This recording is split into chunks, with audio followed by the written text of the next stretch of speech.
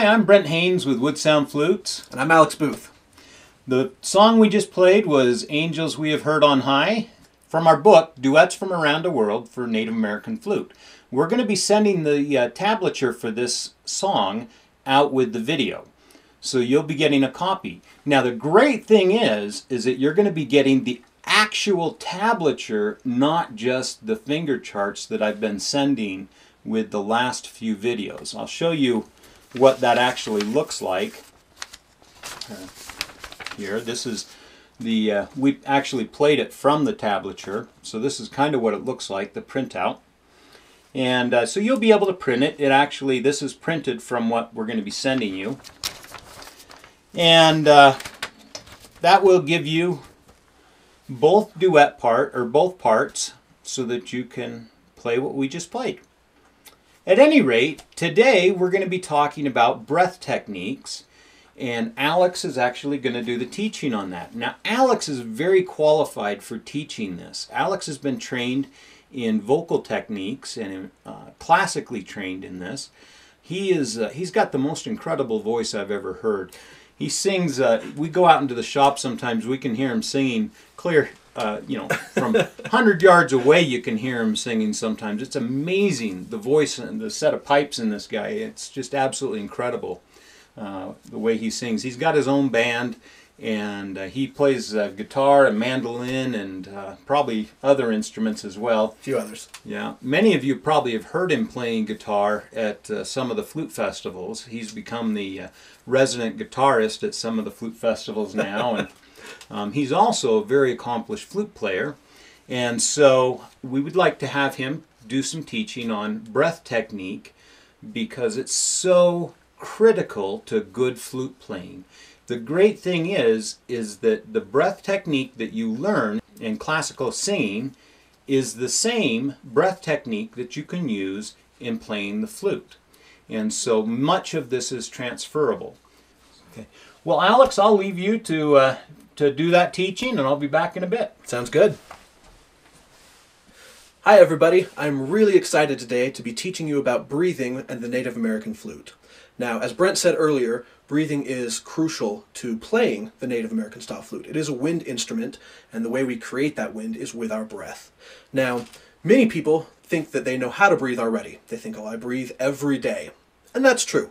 However, there are better ways that we can breathe, especially when we're trying to play an instrument, either vocal or woodwind or brass or any of those types of instruments that take a lot of breath.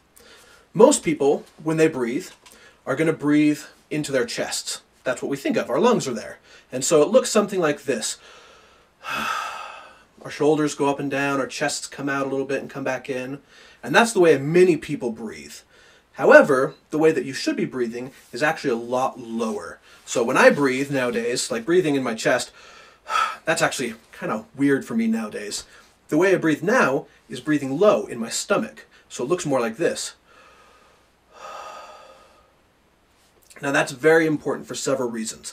First of all, if you're breathing lower, you're getting more air. Imagine our lungs are like this, and they're expanding out and in and out and in. That's how we normally breathe. But if they're in our chest, they're being stopped by our rib cage. They're only going so far. There's only so far you can breathe that way. But if we breathe lower, then not only are our lungs expanding out, but they're expanding down and out. So they're getting very big and opening up down into our abdominals here and getting a lot more volume of air than if we're just breathing up here. Now the second thing about breathing low is you have a lot more control. There's a little muscle down at the bottom called the diaphragm, and that helps control how much breath you're giving out, how much the pressure is, how fast, things like that. And you can feel that in your abs. Like when you start breathing a lot and doing a lot of breath exercises in classical voice or classical flute or any type of wind instrument, you're going to start feeling that in your abs down here, that diaphragm working. So, again, the way to breathe is low, in and out with your stomach. Now, for some people, this comes very naturally, and some people already breathe that way. For others, it can be difficult. So I'm going to give you an exercise or two that's going to help you to be able to learn how to breathe lower in your stomach. Now, first of all, obviously, we're not actually breathing in our stomach, but it feels like that. And so, the first exercise to get you to kind of think about it is I want you to take your hand and place it about half an inch above your stomach. Now, when you breathe, I want you to try to get your stomach to touch your hand, like this.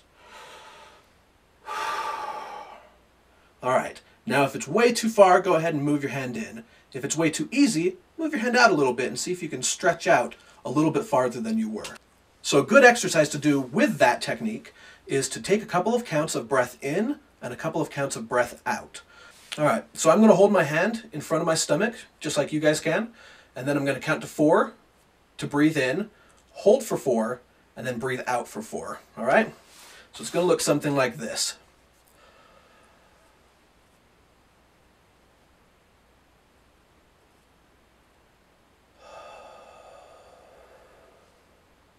All right.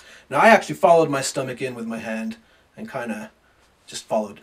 The next exercise is actually to put your hands on your sides. As I said, when we breathe lower, we're not only expanding out this way, but down. We're also expanding kind of out like that. And so we actually fill up all the way around. You can even feel it kind of in your back filling up. All right, for our next exercise, we're going to do pretty much the same thing, but I'm going to put my hand on my side instead of on my stomach. This helps us to use our full body, our full abdomens when breathing instead of just down here or up here. So I'm going to do the same thing, using my fingers to count. Breathe in for 4, hold for 4, and breathe out for 4. All right?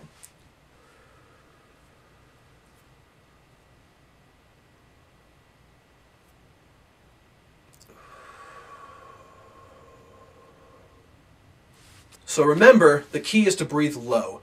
Now you're not going to get this right away. This is going to take some time to practice. I remember when I was first learning it, some days I'd do really well and I'd be breathing low, other days I'd be breathing in my chest.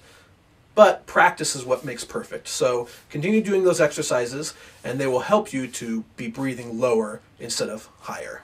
For this next part, we're going to show you where to place breaths within a song. Now the way to do that is using the phrase structure of the song and putting your breaths in between those. The phrase structure of Angels We Have Heard on High is relatively simple. It's very easy to hear where a phrase begins and ends. So we're going to concentrate on the first part and show you where those phrases are. So I'm going to play it and I'm going to stop and pause in between each phrase.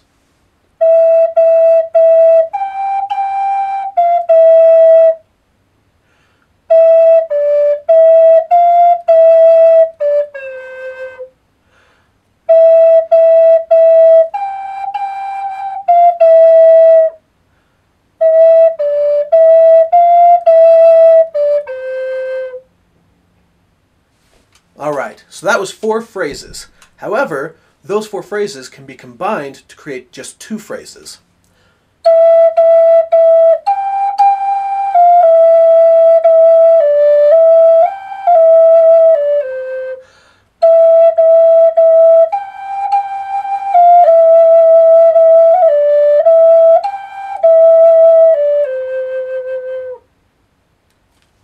The first time I played through it, I split it up into 4 phrases, taking a breath before each phrase. The second time, I only split it into 2 phrases.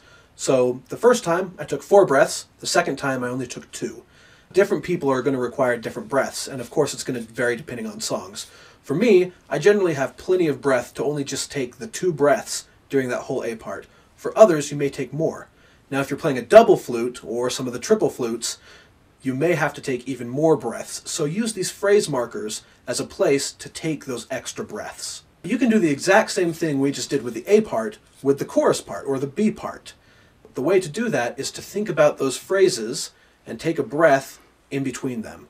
A good way to find those phrase points is to kind of visualize them. You'll notice that not only musically, but even visually on the page, the notes will kind of go up and then come back down. And that's usually a fairly good indicator of when a phrase is. For instance, I'll show you that first phrase and show how it goes up and then down.